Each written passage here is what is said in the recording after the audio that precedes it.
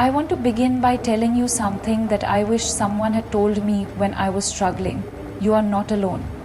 I know that life can feel overwhelming, that there are days when even breathing feels like a battle. I know what it's like to wake up and feel like the world is moving forward while you are stuck in the same place, weighed down by emotions you can't fully understand.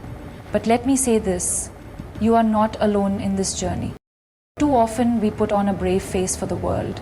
We smile, we laugh, we go through the motions, but deep down we are struggling. We tell ourselves that no one will understand, that our pain is insignificant, that we should just get over it. But that's not true. Your pain is real, your feelings are valid, and your struggles deserve to be acknowledged. I stand here today not just as someone who has faced challenges, but as someone who has learnt that vulnerability is not a weakness, it is a strength. It takes immense courage to admit when we are struggling, to reach out, to say, I need help. And that is why I am here to remind you that it is okay to not be okay. It is okay to ask for support. And most importantly, it is okay to choose yourself, to prioritize your well-being and to heal at your own pace. Acknowledging your feelings is the first step to healing. We live in a world where we are constantly told to be strong, to keep moving forward no matter what. Society teaches us to wear a smile even when we are hurting, to push through our struggles without complaint. But let me tell you something. True strength is not about pretending that everything is okay. Far too often we suppress our emotions, thinking that ignoring them will make them disappear. We tell ourselves that we don't have the right to feel the way we do, that others have it worse, that we should just be grateful. But pain doesn't work that way. Just like an untreated wound, unresolved emotions don't simply vanish. They linger, they grow, and eventually they demand to be felt.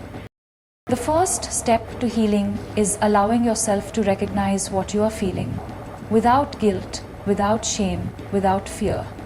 It is okay to feel overwhelmed. It is okay to feel sad, anxious, frustrated, or exhausted. Your emotions are real and they are valid. And the moment you stop running from them and start acknowledging them, you begin the journey to healing. Why acknowledgement matters. Imagine carrying a heavy backpack full of stones. Each stone represents an emotion you have ignored. A disappointment, a heartbreak, a fear, a loss.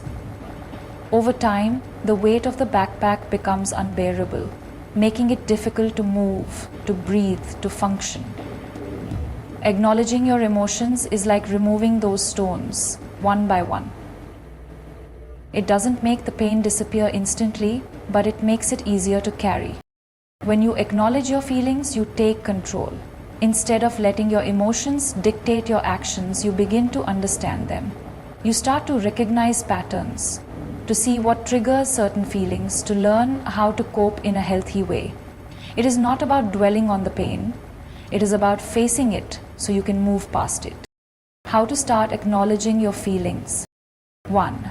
Give yourself permission to feel. Stop judging your emotions. There is no right or wrong way to feel. If something hurts you, it is valid. 2. Put your feelings into words. Journaling, talking to a trusted friend, or even speaking to yourself can help bring clarity to your emotions. 3. Practice self-compassion. Instead of criticizing yourself for feeling a certain way, treat yourself with the same kindness you would offer a loved one. 4. Seek support if needed. Sometimes acknowledging our feelings requires guidance from a professional, and that is okay. Therapy, counseling, or simply opening up to someone you trust can be life-changing. Healing is not about erasing pain. It is about learning how to carry it in a way that does not break you. And that journey starts the moment you acknowledge that your feelings matter, because they do. You do. You are not alone in this journey. One of the most painful lies we tell ourselves when we struggle with our emotions is that we are alone. We convince ourselves that no one else will understand, that no one else feels this way, that we are fighting a battle no one else can see. But let me tell you something, you are not alone. There are millions of people in the world who have felt what you feel, who have struggled like you struggle, who have faced darkness and thought, they wouldn't make it through, but they did. And so can you. We live in a world where everyone presents the best version of themselves. On social media, at work, in social gatherings. We see the smiles, the achievements, the successes, and we compare them to our struggles. What we don't see are the silent battles people fight behind closed doors. Unaha okochi. Yamura lavra ista potak agarani mi okochi. Sunaha okoji memi venete. Why we feel alone. Breaking the silence around mental health. For too long, mental health has been a conversation we avoid. We whisper about it, we brush it aside, we tell people to stay strong without truly understanding what they are going through. But silence is dangerous. Silence allows pain to grow unchecked. Silence makes people believe they are alone. It's time to change that. Talking about mental health should be as normal as talking about physical health. If we can openly discuss a fever or a broken bone, why can't we talk about anxiety, depression, or the weight of emotions that feel impossible to carry? When we break the silence, we take away the shame, the stigma, and the fear that stops people from seeking help. For too long, society has conditioned us to believe that asking for help is a sign of weakness. Imagine someone drowning in deep water. That if we struggle mentally, instead of calling for help, they remain silent. But let me tell you something. Because they're afraid of looking weakness. Because they don't want to be a burden. Because they think carrying a heavy weight on their shoulders. But the truth is so crushing that it drains you physically, emotionally, and mentally. Would you refuse help if someone offered to allow others to do the same? Would you tell yourself that it's okay to be strong enough to carry the struggle, and most importantly, you would accept help because you understand that some burdens are too heavy to bear alone? Sharing creates understanding. Mental health is no different. Many people don't realize when you're struggling with depression, anxiety, stress, or any emotional battle, we open the door for others to relate, to empathize, just as you would see a doctor for a physical illness. You deserve to get help for your mental well-being. Some people suffer in silence because they think no one else feels the way they do. These are not signs of weakness. When we talk openly, courage. We remind them that they are proof that you value yourself enough to heal. 3. The more we talk, reaching out, the less stigma exists. Every conversation about mental health chips away at the misconceptions but let me tell people afraid to ask for help. There is power in vulnerability. Encouraging a culture of openness. When you open up, you allow others to see mental health is not a sign of weakness, to connect with you and to support you. We need to create spaces where safe people feel safe to share, where they don't have to hide behind forced smiles, where they know they will be heard without how the right support can bring light into even the most power to make that change. No one should have to suffer in conversation. If you are struggling, reach out.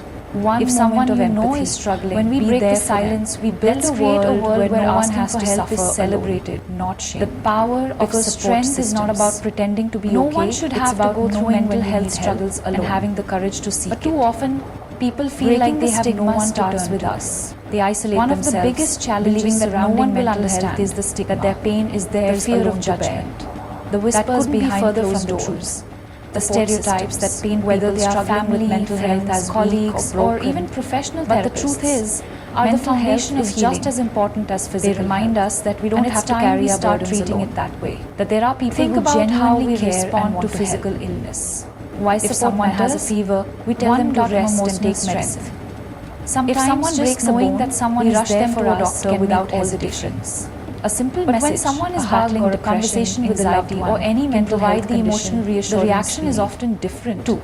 Guidance we tell them to be strong, shake it off. When we are struggling, our thoughts can become overwhelming. We dismiss their pain to someone else. We can't see it. Especially someone who has been through similar challenges doesn't can help us see things more clearly. It's time to change the conversation. 3. Encouragement to seek help. It starts with how we hesitate to seek professional help because they fear judgment or rejection. Those around us. A strong support system can encourage people for feeling vulnerable. A crucial step toward healing. We need to stop using words like crazy or weak to describe those who are struggling.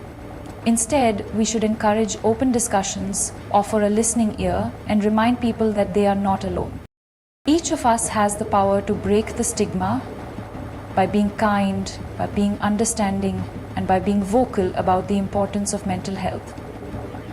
Let's create a world where no one feels ashamed to say, "I need help." Let's normalize therapy, counseling, and emotional well-being the same way we normalize going to the gym or visiting a doctor. And most importantly, let's remember that change You are not alone. Seek help without fear. One of the most powerful truths about mental health is this: you are not alone. No matter how overwhelming the darkness feels, no matter how heavy the burden seems, there are people who care about you, who want to listen and who want to help. Yet too often we suffer in silence. We convince ourselves that no one will understand, that our pain is ours to bear alone. We fear being judged, misunderstood, or seen as weak. But the reality is, seeking help is not a weakness, it's a strength. It takes courage to acknowledge your struggles and to reach out for support. If your body was in pain, you wouldn't hesitate to visit a doctor. So why should it be any different when your mind is in pain? Therapy, counseling, and mental health support are not luxuries. They are necessities.